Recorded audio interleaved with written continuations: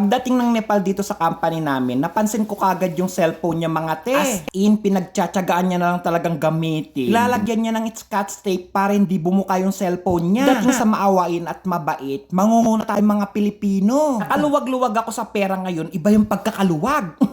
Kahit hindi pa kami nakakabayad ng kuryente sa Pilipinas, bukas daw mapuputulan na kami ng kuryente, sabi ng nanay ko. Inilhan ko ng cellphone itong Nepal mga te. Grabe diba? Sasabihin na naman ng mga followers ko niyan, ang bait ni Albert, sana all.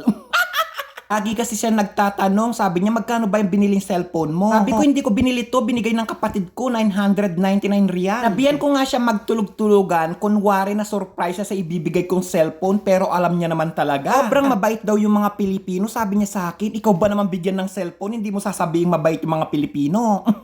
Mababait naman tayo mga Pilipino pagdating sa matulungin, mangunguna tayo dyan. Super maawain tayo sa mga nakakaawang tao. Hindi naman siya nakakaawa pero hindi niya pa afford na bumili ng cellphone mga te. Hindi pa kasi siya nakakabayad ng utang sa Nepal. May mga naiwan siyang utang pagdating niya dito sa Saudi. Almost 6,000 rial daw yung utang niya sa Nepal. Umurain lang naman itong binigay kong cellphone sa kanya mga te, pero bakas na bakas sa pagmumukha niya yung tuwang-tuwa siya. Motorola nga pala yung binigay ko sa kanya mga te. Grabe no, sana all. Pagka-video call niya kasi yung nanay niya, halos hindi na makita yung pagmumukha ng nanay niya sa screen. At hindi na rin makita yung pagmumukha ng kasama ko Nepalese sa screen. Sobrang labo mga te.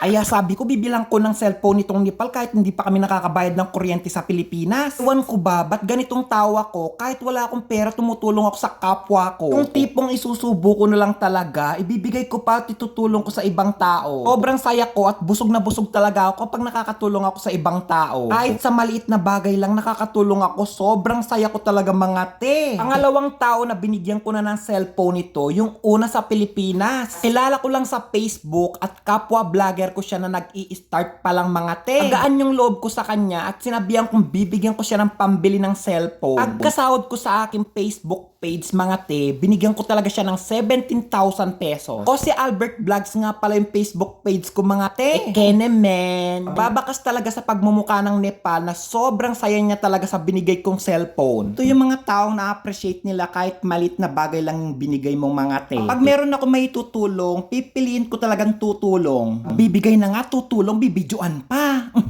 Nunaan ko na kagad yung ko-comment mamaya. Siyempre, walang rewind sa buhay. Kailangan videoan mo yung ibinigay mo. Para pagtanda mo at nasa Pilipinas ka na, papanoorin mo na lang yung mga video mo. Sabihin mo na lang sa mga apo mo, tingnan mo ako yan dati binigyan ko ng cellphone yung Nepal.